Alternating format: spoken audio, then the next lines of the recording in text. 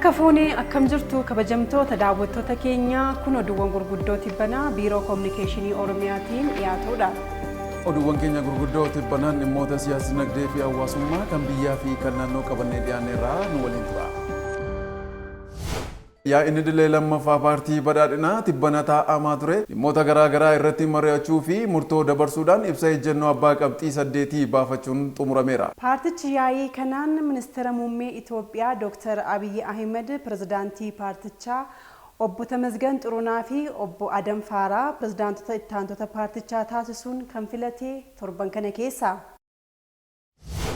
Gamaggamni raawwii hojii paartii fi mootummaa naannoo Oromiyaa kan ji'a 6 bara 2017 magaalaa Adaamaa galma Abbaa Gadaatti gaggeeffameera. Gamaggamni raawwii hojii paartii fi mootummaa hanga kurmaana lammaffaa hooggantoota olaanoo naannoo godinaalee magaalotaa fi aanaalee hirmaachisee kallattiiwwan ijoo yaa'ii waliigalaa paartii badhaadhinaatiin darban giddu galeeffachuudhaan guyyoota 3 fi magaalaa Adaamaa galma Abbaa Gadaatti gaggeeffamaa ture milkaa'inaan goolabameera. Gamaggama kanaan raawwiin hojiilee gurguddoo ji'oottan jahan darbanii gadi fageenyaan kan qoratame yoo ta'u xumura sagantaa kanaa irratti kallattiin qophii karoora kurmaana sadaffaa pirezidaantii mootummaa naannoo Oromiyaa obbo Shimallis Abdiisaa fi itti gaafatamaa waajjira paartii badhaadhinaa damee Oromiyaa obbo Kaffaaloo Tafarraan kaa'ameera. Itti gaafatamaan siyaasa paartii badhaadhinaa damee Oromiyaa obbo Namarraa Bulii qorannoo guyyoota 3f geggeeffamaa tureen hanqinnii fi ciminni raawwii hojii baatiiwwan 6 adda ba'uu ibsanii gamaggamichaan kallattii gurguddoon kaa'amaniiru jedhan.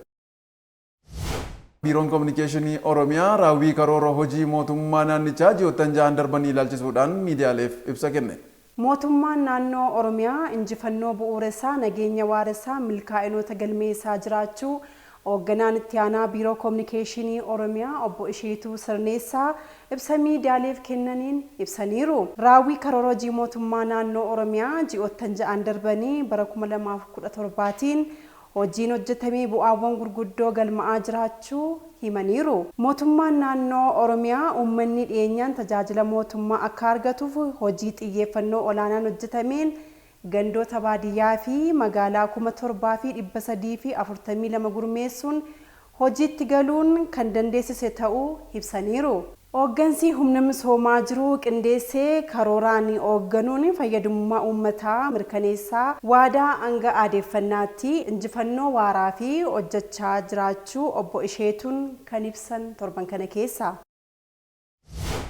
Qorannoo aadaa fi aartii Oromoof xiyyeeffannoo guddaan kennamee hojjetamaa jira. Mootummaan naannoo Oromiyaa afaan, aartiin, aadaa fi duudhaan Oromoo dagaagee akka mul'atuu fi xiyyeeffannoon hojjechaa jira.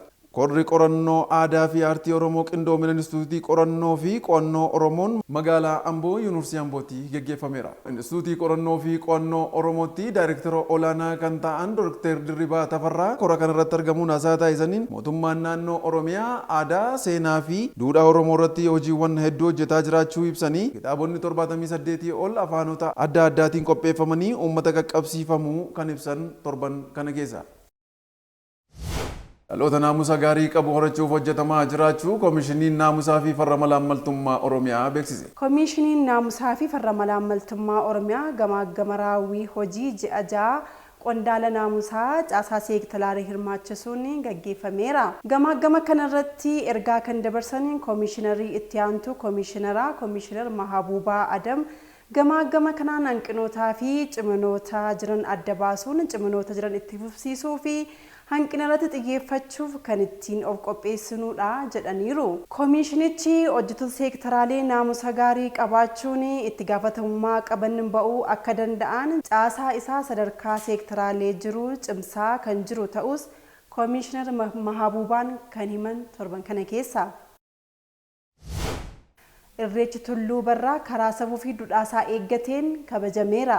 Bulchiinsa magaalaa Sandaafaa bakkeetti ayyaanni Irreechaa Tulluu Barraa karaa duudhaa fi safuu eegeen kabajameera.